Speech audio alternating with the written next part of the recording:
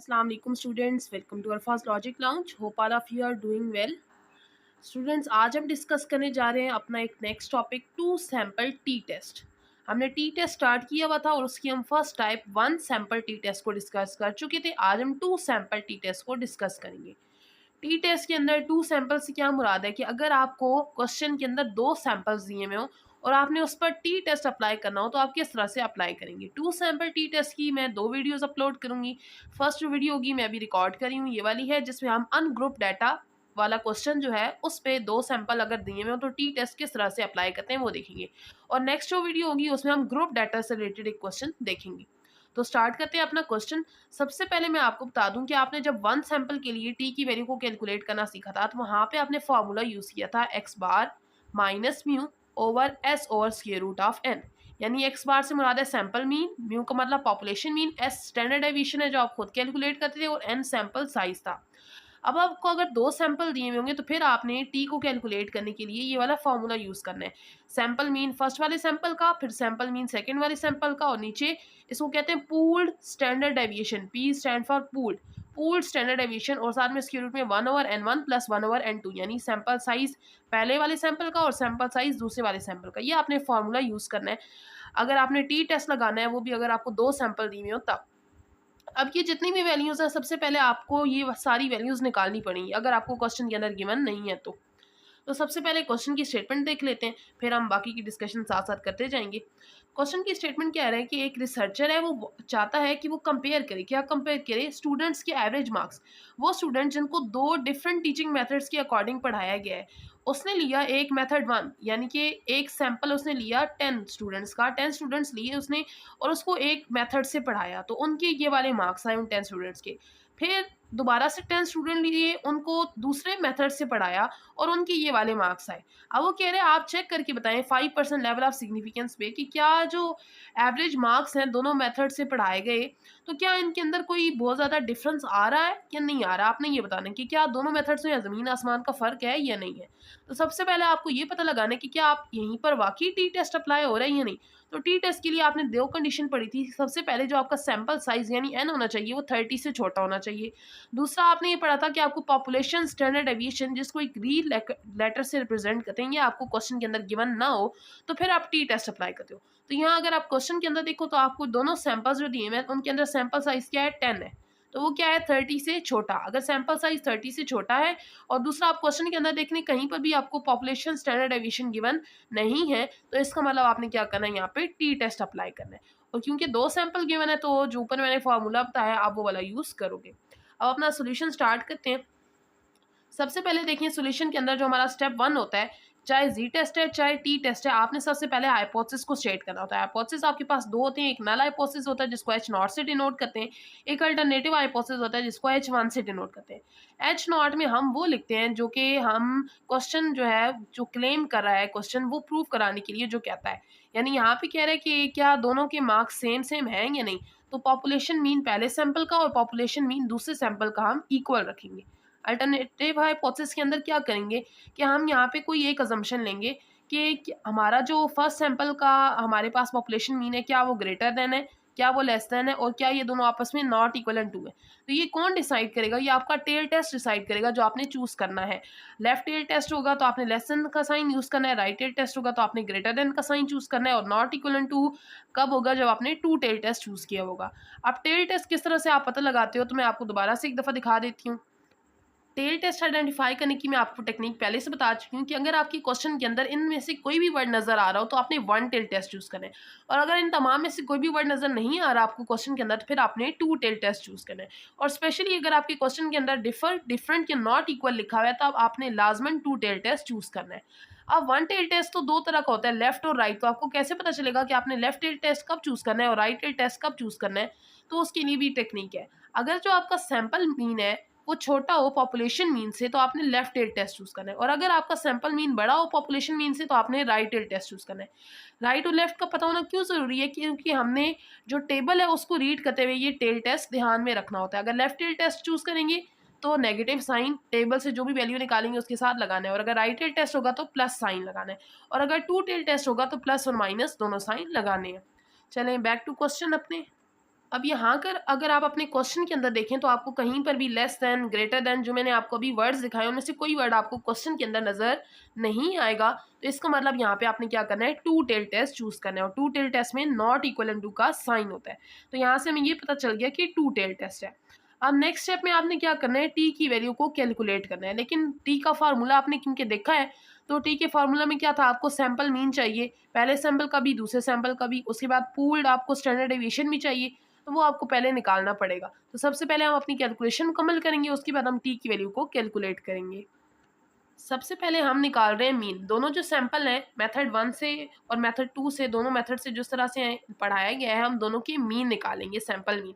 Sample mean किस तरह से निकलता है, सैंपल मीन का फार्मूला होता है कि जितनी भी आपके पास एक्स की वैल्यूज़ दी हुई हैं उनका सम करें और टोटल नंबर पर डिवाइड करें। टोटल जो सैंपल साइज़ है वो 10 है और x1 की जितनी भी वैल्यू थी, अब ये पहला सैंपल है इसलिए मैंने यहाँ पे 1 नाम दिया है। तो जितनी भी एक्स की वैल्यूज़ आपको क्वेश्चन के अंदर गिवन है, यानी 10 स्टूडेंट के मार्क्स, उनको आपने प्लस करने और 10 पे डिवाइड कर देना है। तो यहाँ पे देखिए मैंने जो 10 मार्क्स हैं उन सबको प्लस किए तो 674 आ गया, इसलिए मैंने 674 से 10 को डिवाइड कराया तो आपके पास सैंपल मीन आ गया पहले वाले मेथड का। दूसरा मैंने यहाँ पे सिग्मा x1 स्क्वायर भी कैलकुलेट किया। अब मैंने ये क्यों कैलकुलेट किया है, क्योंकि ये मुझे स्टैंडर्ड डेविएशन कैलकुलेट करने के लिए चाहिए, इसलिए ये मैंने यहाँ पे पहले से कैलकुलेट कर लिया। इसलिए इसी तरह हम मेथड 2 के लिए भी कैलकुलेट कर लेंगे। मेथड 2 के लिए भी हमने मीन निकालना है, तो उसके लिए जितनी भी मार्क्स होंगे उन सबको प्लस करना है और फिर उनको नंबर ऑफ ऑब्जर्वेशन यानी 10 सैंपल साइज है उस पर डिवाइड कर देना है, तो मीन आ जाएगा। और सिग्मा x2 का स्क्वायर यहाँ पे जो दूसरा सैंपल है उसका भी स्क्वायर लेके उनको ऐड करना है, तो तमाम टर्म्स का स्क्वायर लेके उनको ऐड करेंगे तो ये वैल्यू आ जाएगी। ये भी मैंने इसलिए निकाली क्योंकि मुझे स्टैंडर्ड डेविएशन कैलकुलेट करना है। अब स्टैंडर्ड डेविएशन आपने लाजमी कैलकुलेट करना है, क्योंकि आपको जो पूल्ड स्टैंडर्ड डेविएशन कैलकुलेट करना है उसके अंदर सैंपल स्टैंडर्ड डेविएशन की वैल्यू चाहिए होगी। तो सबसे पहले हम स्टैंडर्ड डेविएशन यहाँ पे कैलकुलेट कर लेंगे। स्टैंडर्ड डेविएशन का फार्मूला आपको नजर आ रहा होगा, sigma x square minus sigma x का whole square over n minus 1 और उसका होल स्क्वायर रूट। आपने सैंपल 1 के लिए लगाना, तो हम यहाँ पे x1 यहाँ पे n1 कर दोगे और वो वाली वैल्यूज पुट कर लोगे। तो तमाम वैल्यूज हम निकाल चुके हैं, हम यहाँ पे पुट करेंगे। सिग्मा एक्स का स्क्वायर है, सिग्मा एक्स स्क्वायर नहीं है, इस बात का अपना ध्यान रखना। तो सिग्मा एक्स हम सैंपल 1 के लिए कैलकुलेट करें तो सिग्मा x1 की वैल्यू पुट करें जो आई है 674। तो 674 का स्क्वायर लेना है आपने, ठीक है। 674 का स्केल लेके उसको 10 पे डिवाइड कराएंगे, आपके पास आंसर आएगा। 10 में से 1 माइनस करेंगे 9 आएगा, आपने लिख लेना है उसको।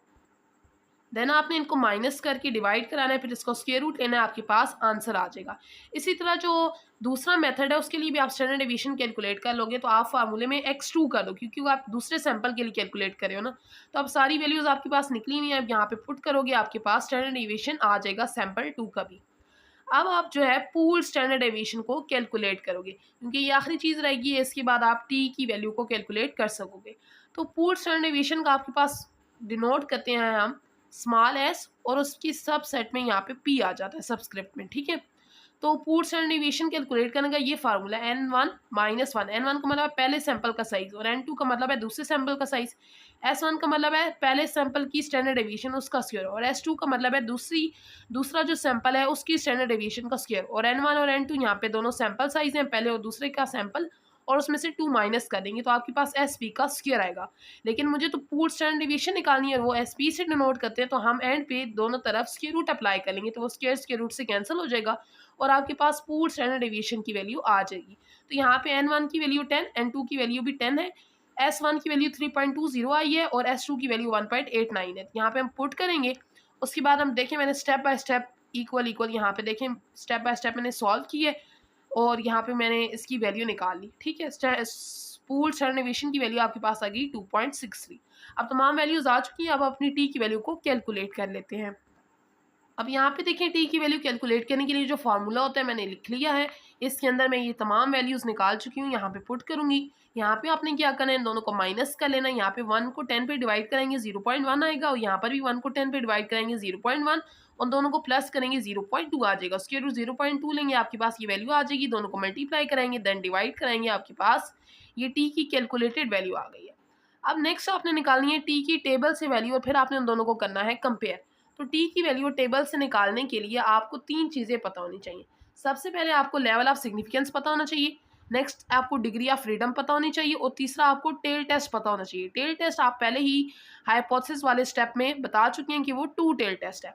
लेवल ऑफ सिग्निफिकेंस आपको क्वेश्चन के अंदर गिवन हो भी सकता है और नहीं भी। क्वेश्चन के अंदर यहाँ पे गिवन था, लेवल ऑफ सिग्निफिकेंस को आप अल्फा से डिनोट करते हो, वो 5% गिवन था, जिसको हम परसेंटेज से सिंपल नंबर में कन्वर्ट करें तो 0.05 आ जाता है डेसिमल में, ठीक है। अब ये हो गया लेवल ऑफ सिग्निफिकेंस। अगर आपको क्वेश्चन के अंदर ना गिवन हो तो आप नॉर्मली 5% ही खुद से ले लेते हो। देन डिग्री ऑफ फ्रीडम किसको कहते हैं? हमने सैंपल 1 सैंपल के लिए पढ़ा था कि डिग्री ऑफ फ्रीडम क्या होता है, सैंपल साइज में से 1 माइनस कर लेना। अब यहाँ पे 2 सैंपल पढ़ रहे हैं तो 2 सैंपल्स हैं, तो हम दोनों सैंपल साइज को प्लस करेंगे और 2 माइनस कर देंगे। तो दोनों सैंपल साइज 10 है, उनमें से 2 माइनस करेंगे 18 आ जाएगा। आप तीनों जो चीज़ें हमें चाहिए थी, जो हमें पता हो, तब हम टेबल से वैल्यू कैलकुलेट कर सकते हैं, वो हमारे पास आ चुकी हैं। अगर आपको टी टेबल रीड करना नहीं आता तो मैं इसकी अलग से वीडियो बना चुकी हूँ, मैं डिस्क्रिप्शन में लिंक दे दूंगी, आपने वो जाके देख लेना। अभी हम अपनी क्रिटिकल वैल्यू यानी टेबल से टी की वैल्यू निकालते हैं। तो आपके पास लेवल ऑफ सिग्निफिकेंस 5% है, 2 टेल टेस्ट है और डिग्री ऑफ फ्रीडम 18 है, तो उसके लिए आप टेबल से वैल्यू देखोगे। तो हम टी टेबल का इस्तेमाल करते हैं और अपनी वैल्यू देखते हैं। तो यहाँ पे देखें, ये आपके पास टी टेबल आ गया। आपने पहले सबसे पहले ऊपर से टेल टेस्ट सेलेक्ट करना है। आपके पास 2 टेल टेस्ट है तो आप 2 टेल टेस्ट के अंदर देखोगे 5%, ये रहा। अगर 1 टेल टेस्ट होगा तो 1 टेल टेस्ट के अंदर 5% यहाँ पे मिलेगा 5%। उसके बाद आपने डिग्री ऑफ फ्रीडम देखनी है 18, ये डिग्री ऑफ फ्रीडम वाला कॉलम है, देखिए DF लिखा हुआ है। तो यहाँ से 5% से नीचे आएंगे, आपने 18 तक आना है। तो ये आपके पास आ गया 18, जहाँ पे वैल्यू क्या आ रही है 2.101। तो ये आपके पास आ गई टी की वैल्यू फ्रॉम टेबल। और क्योंकि ये 2 टेल टेस्ट है तो मैंने आपको बताया हुआ है कि 2 टेल टेस्ट में प्लस और माइनस दोनों साइन आते हैं।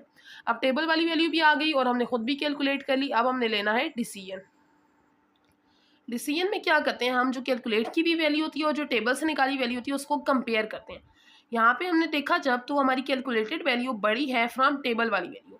अगर आपकी कैलकुलेटेड वैल्यू बड़ी हो टेबल वाली वैल्यू से तो आप नल हाइपोथेसिस को रिजेक्ट कर देते हो। तो अगर आपकी टेबल वाली वैल्यू जो है वो बड़ी है और कैलकुलेटेड वैल्यू छोटी है तो फिर आप अपने नल हाइपोथेसिस को एक्सेप्ट कर लेते हो। तो यहाँ पे कैलकुलेटेड वैल्यू बड़ी है तो हम नल हाइपोथेसिस को रिजेक्ट करनी है।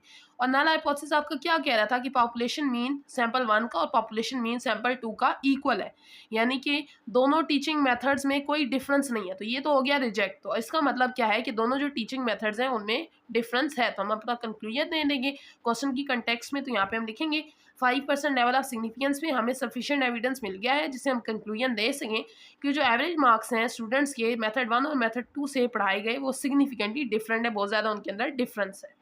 तो ये था आपका क्वेश्चन। हम नेक्स्ट लेक्चर में ग्रुप डाटा के लिए भी 2 सैंपल टी टेस्ट को डिस्कस करेंगे। उम्मीद है आपको क्वेश्चन समझ आया होगा। वीडियो को लाजमी लाइक करें, चैनल पे नहीं हो तो सब्सक्राइब करें। मिलते हैं नेक्स्ट लेक्चर में, तब तक के लिए अल्लाह हाफिज़।